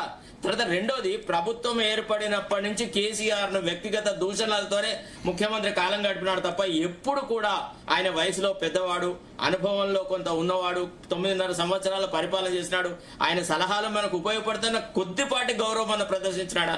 మీరు చెప్పండి ఒకసారి. యాజ్ అన్ ఇండివిజువల్ గా ఒక్కసారి మన ఇళ్లలో మన బాబాయిలు ఉంటారు, మన పెద్దవాళ్ళు ఉంటారు, మన వాళ్ళ పట్ల ఇదే భాష ఉపయోగిస్తున్నామా? మీరు ఆలోచించాలి sir. With in the party కూడా మీరు you should advise him, no this collusive course is not good for the state అని చెప్పాలా. అట్ట కాకుండా దొరికిన ప్రతి వేదికలో ఇప్పటి వరకు కూడా 2.5 సంవత్సరాలు అయిన తర్వాత కూడా ఏ వేదికలో ఏ ప్రోగ్రామ్ లో ఇనాగురేషన్ చేసినా, ఫౌండేషన్ స్టోన్ వేసినా ఒక 10 నిమిషాలు 15 నిమిషాలు కేసీఆర్ కి తద్దినం పెట్టడం మీదనే గడుపుతున్నాడు కదా. అది ఎట్లా? How it is useful to the state? చెప్పండి ఒకసారి. మీరు ఆలోచించాలి. ఇప్పుడు ఆయనే అన్నాడు కదా, ఏమైనా ఎలక్షన్ తర్వాత రాజకీయాలు మాట్లాడన్నాడు. మరి చెప్పండి, అట్లనే ఉన్నాడా? ఎలక్షన్ తర్వాత రాజకీయాలు మాట్లాడకుండానే ఉన్నాడా? తెల్లారు లేస్తే సుప్రభాతం నుంచి లాస్ట్ కు పవళింపు సేవ వరకు కేసీఆర్ ను తిట్టుకుంటూ కాలం గడిపితే దానివల్ల ఒరిగేది ఏం లేదండి. దయచేసి పీపుల్ ఆర్ ఆల్సో అబ్జర్వింగ్. ఇప్పుడు ఒక్కసారి తిడితే ఓకే, రెండోసారి తిడితే ఓకే, ఏదైనా సందర్భం వచ్చినప్పుడు తిడితే ఓకే. నువ్వు ఏ ప్రోగ్రామ్, నాకు show me one programme or one meeting where the honourable chief minister he's not condemned KCR and not abusing. Condemning కాదు, క్రిటిసిజం కూడా కాదు, you are abusing him literally. This is not good for the state. That's what I wanted to say. KCR చెయ్యలేదు, KCR is not ideal. KCR కంటే మీరు విజ్ఞతతో మీరు అన్ని రాజకీయ పార్టీలను కూర్చుండబెట్టి, ఇగో కేసీఆర్ ఇంత విధ్వంసం చేశాడు, ఇన్ని రకాల సమస్యలు వచ్చినాయి, ఈ సమస్యల నుంచి మనకు కోఆపరేషన్ కానీ at least you should have had confabulation with the BJP. మీకు కిషన్ రెడ్డి గారికి చాలా సన్నిహిత సంబంధం ఉందని మీరే చెప్పినారు కదా. నాకు కిషన్ రెడ్డి గారు చాలా సన్నిహితులు, మాకు బాంధవ్యం కూడా ఉంది, అది ఇది అని అన్నారు కదా. ఎందుకు కిషన్ రెడ్డి గారు మాట్లాడుతున్నారు? నేను అనేది ఏంటంటే you are trying to play the internal politics of BJP. మీరు ఒకసారి బండి సంజయ్ పెంచుతారు, పోరెడ్డి గారు ఏంది కిషన్ రెడ్డిని రేవంత్ రెడ్డి టార్గెట్ చేయడం, మాట్లాడడం వెనుక బీఆర్ఎస్ తో కొల్యూడ్ అయ్యారన్నది ప్రధానంగా ఆయన పదే పదే అంటుంది. బీఆర్ఎస్ తో కొల్యూడై మీరు స్టేట్ ప్రోగ్రెస్ కానివ్వకుండా చూస్తున్నారండి. ఇప్పుడు ఎస్బీఐ ఇష్యూ కూడా వచ్చింది లేటెస్ట్ గా ఇప్పుడు ఎల్ఎన్టీ తర్వాత ఇప్పుడు ఎస్బీఐ కూడా ఇష్యూ. మొన్నటి వరకు ఏమైందంటే రాయదుర్గం వేలంల విషయంలో సెంట్రల్ గవర్నమెంట్ కంప్లైంట్ కూడా చేస్తారట ఎస్బీఐ ఇష్యూలో. నేను ఒక్క విషయం చెప్తాను. మొన్నటి వరకు ఏమైందంటే ప్రైవేట్ వ్యక్తులు అంటే మీలాంటి వారు, నాలాంటి వారు రాజముద్రతో ఉన్నటువంటి అన్ని పర్మిషన్లు తీసుకుని, తెలంగాణ రాజముద్ర ఉన్నటువంటి డాక్యుమెంట్లు అన్ని రకాల పర్మిషన్లు తీసుకుని మీరు ఫ్లాట్ కొనుక్కున్నారు, ఇల్లు కట్టుకున్నారు, అది తీసుకెళ్లి బ్యాంకుల్లో ఇస్తే కూడా వాళ్ళు డ్యూ డిలిజెన్స్ చేసుకుంటారు. వాళ్ళు మీకు ఒక్క పైసా లోన్ ఇచ్చే ముందు డ్యూ డిలిజెన్స్ చేసుకుంటారు. వాటిలలో కూడా అన్ని పత్రాలు బాగా ఉన్నాయని చెప్పి చూసి రెవెన్యూ డిపార్ట్మెంట్ అధికారులు వాళ్ళని వీళ్ళని అంతా, అంటే మీరు ఈవెన్ ఇది కూడా అయిపోయింది కదా. సో ఇవన్నీ చూసి వాళ్ళు లోన్లు ఇచ్చిన తర్వాత అయినా కానీ మీకు భద్రత లేకుండా మీ ఫ్లాట్, మీ ఇల్లు సడన్ గా హైడ్రా అన్నారు, సడన్ గా మూసి అన్నారు, సడన్ గా వచ్చేసారు, నోటీసులు ఇచ్చారు. కొంతమందికి నోటీసులు ఇవ్వకుండా పొద్దున్న 4 పేల్చేస్తే, అది లేకపోతే శని ఆదివారాల్లో చేస్తే హైకోర్టు 2-3 సార్లు ముట్టికాయలు వేసింది. ఇప్పటికీ అది మీకు తెలిసిందే, నాకు తెలిసిందే, అందరికీ తెలిసిన విషయమే. సో ఇప్పుడు అది ప్రైవేట్ వ్యక్తులు అనుకున్నాం. దాని తర్వాత ఏమైంది, కంచెగచ్చిబౌలి అన్నారు. ఇక ఇక్కడ ప్రైవేట్ వ్యక్తులు కాదు, అటు వన్యప్రాణులు కాదు, అసలు ఎకాలజీ కాదు, ఎన్వైరన్మెంట్ కాదు అన్నారు. సుప్రీంకోర్టు చివాట్లు పెట్టింది.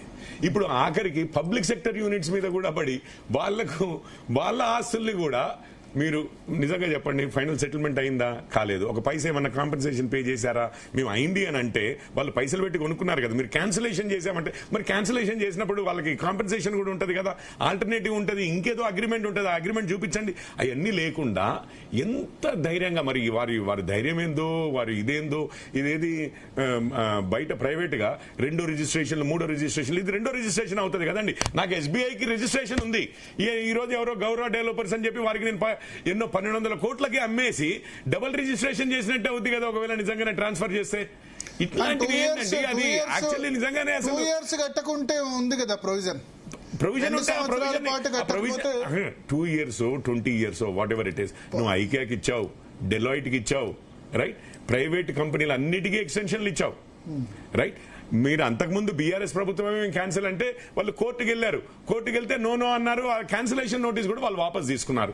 నువ్వు ఈ రోజు డోలాయమానంలోంచి, అది వాళ్ళు దాదాపు 20 కోట్లు ఏమో పైగా ఖర్చు పెట్టుకున్నారు. ఆ రాళ్లు పగలగొట్టి పర్మిషన్లు తెచ్చుకుని అన్ని చేసుకుని. ఏది ఏమైనా కానీ ఇంతకీ డబుల్ రిజిస్ట్రేషన్ అవుతుందా కాదా? ఈ రోజు నిజంగానే రిజిస్టర్ చేస్తే ఎవరికైనా కానీ ఈ డబుల్ రిజిస్ట్రేషన్లు చేసేది ఎవరు? మార్కెట్లో ఎవరు చేస్తారండి డబుల్ రిజిస్ట్రేషన్లు?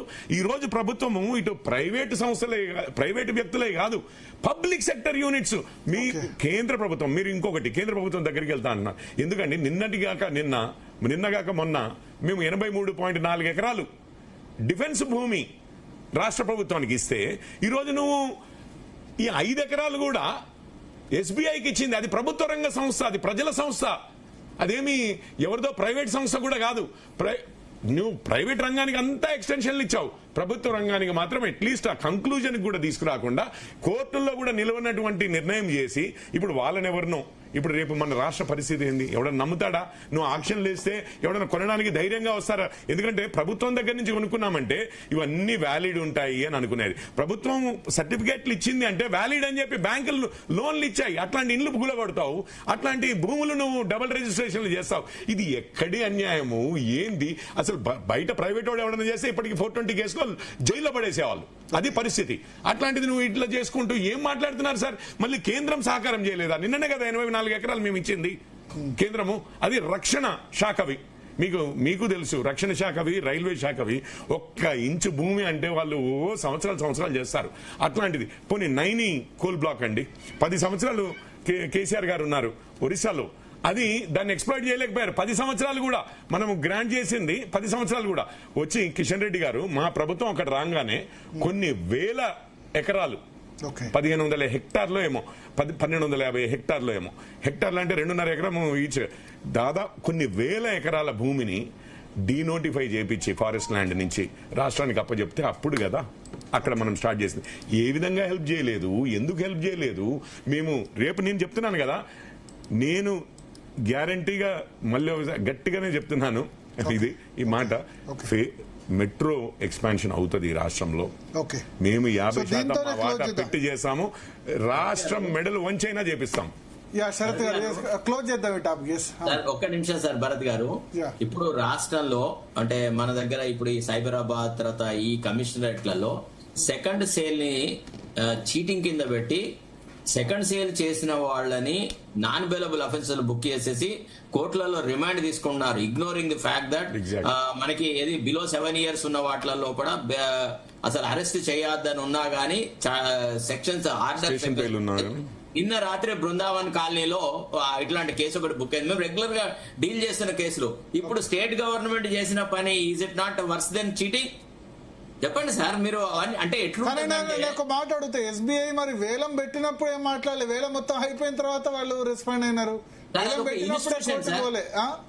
ఇప్పుడు అదొక institution, institution is not an ordinary individual. It has to decision. వేలం ప్రాసెస్ మొత్తంలో ఏం మాట్లాడలేదు, తర్వాత ఇప్పుడు మాట్లాడుతున్నారు వాళ్ళు కూడా. అలా కాదు సార్, పెద్ద ఇన్స్టిట్యూషన్ మరి రెస్పాండ్ ముందే ఆబ్జెక్షన్ వ్యక్తం చేయాలి. అట్లీస్ట్ కోర్టు పోవడం పక్కన పెడితే ప్రెస్ రిలీజ్ అన్న చేయాలి, ఇది మా ల్యాండ్ అని చెప్పి. మొత్తం అయిపోయిన తర్వాత ల్యాండ్ మాదంటే సార్, ఒక రాష్ట్రం అధికారంలో ఉన్న ప్రభుత్వం మీద ఏ ఎస్బీఐ లాంటి కమర్షియల్ ఇన్స్టిట్యూషన్స్ ఏవి అట్లా చేయలేవు సార్. అది సాధ్యం కాదు. వాళ్ళు రైట్ టైంలోనే కోర్టుకు వెళ్లి అన్ని విషయాలు కోర్టు దృష్టికి తీసుకొచ్చినారు. కోర్టు కూడా ఉతగానే స్టే ఇవ్వలేదు. ఇప్పుడు మీరు ఆలోచించాలి, మేము అన్ని డిపాజిట్లను విత్డ్రా చేసుకుంటాం, we will derail the SBI అంటే అది correct? The right way of dealing with the things. ఇప్పుడు you should always develop credibility with the financial institutions. No government can blackmail the other end. Sorry, this is not the governance. Okay. So thank you Sharath గారు, పోరెడ్డి కిషోర్ గారు, అదేవిధంగా ఉపేంద్ర గారు, కృష్ణతేజ గారు. మొత్తానికి స్పందన ఒకటి, ఏదున్నా state interest is important. Public should not suffer. రాష్ట్రమా, కేంద్రమా, బీఆర్ఎసా, ఎవరు అడ్డుకుంటుంది అన్నది పక్కన పెడితే 9 ఏళ్లుగా ఒక్క అడుగు కూడా ముందుకు పడని మాట వాస్తవం. ఈ 9 సంవత్సరాల్లో 9వ స్థానాన్ని పడిపోయిన మాట వాస్తవం. నాకు ఇప్పుడున్న సిచ్యువేషన్ చూస్తే ఇంకో 9 ఏళ్ళైనా 1 కిలోమీటర్ కూడా ఆడగాని పరిస్థితి ఇవాళ అప్రూవల్ వస్తే. ఎందుకంటే ఫస్ట్ ఇది టేక్ ఓవర్ చేయాలి. టేక్ ఓవర్ చేసిన తర్వాత నెక్స్ట్ ఫేజ్లో డిపిఆర్ తర్వాత ల్యాండ్ అక్విజిషన్, చాలా పెద్ద ల్యాండ్ అక్విజిషన్ తర్వాత కన్స్ట్రక్షన్, ఇవన్నీ ఎప్పుడైతాయి? సో 1 కిలోమీటర్ యాడ్ కావాలన్నా 31-32 అయ్యేటట్టుగా అనిపిస్తుంది. ఇది ఏమంటారంటే సరే వీళ్ళ తప్పు వాళ్ళ తప్పు అన్నది కాదు, కానీ ఈ ప్రభావం హైదరాబాద్ మీద పడబోతుంది. నువ్వు ఎన్ని ఫ్లైఓవర్లు వేసినా మెట్రో నిమిషాల్లోనే ఇప్పుడు 4 లక్షల మంది యూజ్ చేస్తున్నారు. ఢిల్లీ లాంటి చోట 30 లక్షల మంది యూజ్ చేస్తున్నారు. సో యాక్సెసిబుల్ ఉండాలి మెట్రో. చాలా మందికి మెట్రో ఎక్కుదామని ఉంది, నాకు ఉంది మెట్రో ఎక్కుదామని, మణికొండ నుంచి జూబ్లీహిల్స్ వద్దామని. కానీ మణికొండ నుంచి జూబ్లీహిల్స్ రావడానికి మధ్యలో 1 మెట్రో లేదు, 10 కిలోమీటర్ల వరకు నాకు మెట్రో లేదు. సో ప్రధానమంత్రి పిలిపించినా ఎవరు పిలిపించినా మెట్రో లేనిది ఎక్కడి నుంచి ఎక్కుతాం? ఇది ఎవరి పాపం? అన్ని పార్టీల పాపమే కదా. So public should not suffer. ఇప్పటికైనా రాజకీయాలు పక్కన పెట్టి ముందుకెళ్లాల్సిన అవసరం ఖచ్చితంగా కనబడుతుంది. చిన్న బ్రేక్ తీసుకుందాం. బ్రేక్ తర్వాత ఎల్ నినో, దేశవ్యాప్తంగా 40% తక్కువ రెయిన్ఫాల్, రాష్ట్ర వ్యాప్తంగా 30% తక్కువ రెయిన్ఫాల్. బట్ ఒక గుడ్ న్యూస్ ఉంది, నెక్స్ట్ 4-5 డేస్ తెలంగాణ ఆంధ్రప్రదేశ్లో మాత్రం మంచి వర్షాలు పడబోతున్నాయి. దీనివల్ల కొంత అంటే ఇవాళ ఉత్తర తెలంగాణకు కూడా ఇవాళ ఋతుపవనాలు చేరుకున్నాయి. ఈ 4-5 డేస్లో కొంతలో కొంత అయినా కొంచెం వర్షాల వల్ల ఈ ఏదైతే 30% తక్కువ రెయిన్ఫాల్ ఉందో అది కవర్ అవుతుందా? బ్రేక్ తర్వాత చర్చిద్దాం.